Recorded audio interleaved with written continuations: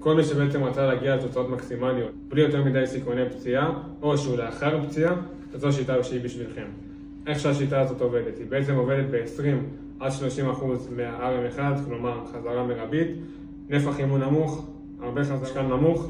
איך שהשיטה הזאת עובדת באמצעות הרצועה, חוסמים את הפה לגוף התחתון או את היד, ובעצם מה שקורה זה שיש הפחתה של הזרימת הדם מהעורק וחסימת ההחזר הוורידי.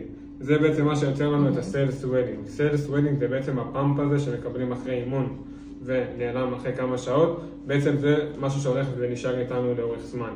עכשיו, איך עושים את השיטה הזאת? בצורה הבאה. בסט הראשון עושים 30 חזרות בין 20 ל-40 שניות מנוחה בין סט לסט. בסט השני, שלישי ורביעי אנחנו עושים 15 חזרות גם בין 20 ל-40 שניות מנוחה בין סט לסט. עכשיו, משהו שחשוב לציין זה שהשיטה הזאת עובדת רק על הגפיים, כלומר ידיים, רגליים. למרות שיש עליה הרבה מחקרים טובים, עדיין אין מספיק מחקרים שהם ארוכי טווח, יכולים להעיד על הפיתוח של השיטה הזאת, לכן חשוב להתייעץ עם גורם רפואי והדרכה מוסמכת לפני שמבצעים את השיטה.